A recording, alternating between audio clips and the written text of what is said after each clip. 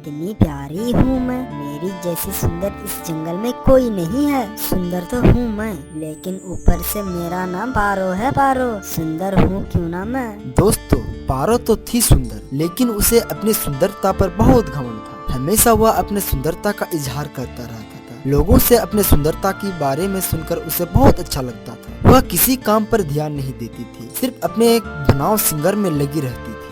आ गई काली कलोटी। मैं सूखी घास लाने जा रही थी, साथ में कौवा भैया भी है और मिट्टू तोता भी है साथ में। हम सब पक्षी मिलकर जा रहे हैं। कल ही पूरब से संदेश आया है बादलों का कि कुछ ही दिनों में आ रहे हैं। हमने सोचा कि अपने घोंसले को मरम्मत कर ले। क्या तुम नहीं चलोगी साथ? मुझे पता है घास कहाँ से मिलती है, और तुम्हारे साथ जाना मेरी शान नहीं। अपना रंग देखो काली चुड़ैल, जाओ अपना काम करो, मेरा अच्छा मैं खुद जानती हूँ। पारो थी तो रानू की पड़ोसन, लेकिन पारो कभी रानू से प्यार से बात नहीं कर। वो ये सोचती है कि मैं जितनी सुंदर हूँ उतनी ही सुंदर से मेरी दोस्ती होनी चाहिए। शायद उसकी जैसी सुंदर उस जंगल में कोई नहीं थी, इसीलिए वो किसी से प्यार से बात नहीं करती थी और ना ही किसी से दोस्ती करती थी। इतनी फजूल बोलना अच्छी बात नहीं है। नहीं जाना है तो बोल दो कि नहीं जाना है। इतनी फालतू बातें करने की क्या फायदा है। मैं तो तुम्हारे ही भले के लिए आई थी, भला इसमें मेरा कोई फायदा है? जाओ भागो यहाँ से, बड़ी आई मेरी भलाई करने वाली। यह सुनकर रानू वहाँ से चली जाती है। दोस्तों, वीडियो में बने रहे क्योंकि आगे और इंटरेस्टिंग वीडियो आने वाला है, और हमारे चैनल को भी सब्सक्राइब कर लीजिए। धन्यवाद आपका। रानू वहाँ से आ जाती है, तभी कौवे भैया पूछते हैं, अरे रानू, पारो नहीं आई क्या? अरे नहीं कालू भैया, आपको तो पता ही है इसका बनाव सिंगार में लगी हुई है। तुमने बताया नहीं उन्हें कि बादलों से संदेश आया है? अरे मिठू भैया, उसे सब बताया, लेकिन वो नहीं मानी। बहुत चालाक है वो, दाना मांग कर खा लेती है और हमारे साथ दाना भी लाने के लिए नहीं जाती है। अपनी सारी काम दूसरों से करवा लेती है और अपनी तारीफ खुद करती रहती है। लेकिन अब हम लोग भी सोच लिए हैं कि उसे उसकी वर्तमान पर छोड़ देते हैं। चलो हम लोग चलते हैं। अगले ही दिन रानू चिड़िया की बेटे की जन्मदिन था। रानू चिड़िया पारो के पास आती है। पारो, कल मेरे बेटे की जन्मदिन है, शाम को तुम आ जाना, और बाकी सारे पक्षियों को भी मैंने बोल दिया है। बहुत मजा आएगा, सब इकट्ठे ही दाना खाएंगे और केक भी कटने वाली है। देखूंगी, लेकिन मुझे डर है कि तुम्हारे इस काले रंग का मुझ पे भी असर ना हो जाए। अरे पारो, तुम हमेशा फालतू बातें क्यों सोचती रहती हो? तभी रानू वहाँ से चली जाती है।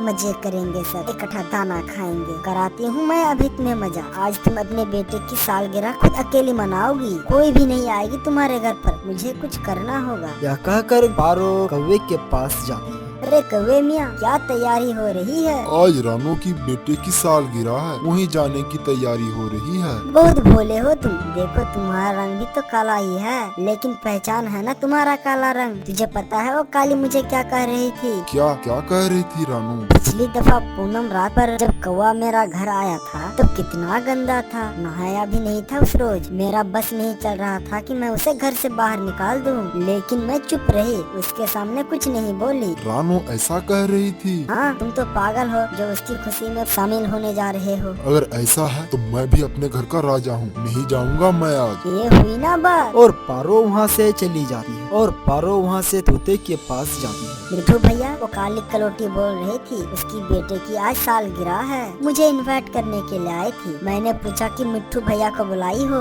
बुलाई तुम, लेकिन खाता बहुत है मिठू भैया। पिछले पूनम रात को सारा दाना खा गया था और बाकी पक्षियों के सामने मुझे शर्मिंदगी उठानी पड़ी थी। ऐसा कहा उस काली ने? मैं भी नहीं जाऊंगी, मनाए हुआ अपना बेटे की सालगिरह अकेले ही। हाँ हाँ, और कौवा भी नहीं जा रहा है। सभी के दिलों पर आग लगाकर वहाँ से पारो घर चली जाती। कोई काम होगा ना सबको। मैं हूँ ना अपने सुंदर बेटे की खुशियों में शामिल होने के लिए। क्या सबको ही काम पड़ गया आज? कुछ ऐसा ही होगा मेरे बेटे। रानू अपने बेटे की अकेले ही खुशियाँ मनाती है। अगले दिन ही रात बहुत तेज बारिश होने लगती है। मेरे पास आ जाओ मेरे बेटे, बारिश शुरू हो गई है, तुम इस बारिश में डर जाओगे। और बारिश के साथ साथ जोर की तूफान भी आती है। ऐसा लग रहा था कि सारे जंगल के पेड़ ये तूफान आज उखाड़ फेंकेगी। रानू अपने घोंसले में महफूज बैठी हुई थी। कितनी तेज बारिश है और ये तूफान पता नहीं कब रुकेगा। रानो भी अकेले ही अपना फंक्शन कर लिया होगा, काली कहीं की। पारो ऐसे ही बातें कर रही थी, तभी एक जोरदार आवाज आती है। तभी ऊपर से एक डाली टूटकर सर पर पारो की गिरती है और डाली के नीचे पारो दब जाती है। बचाओ, कोई मुझे बचाओ, मैं मर रही हूँ, बचाओ प्लीज, कोई मेरी मदद करो, मुझे बचाओ, कोई है, कोई तो मुझे बचाओ। मम्मा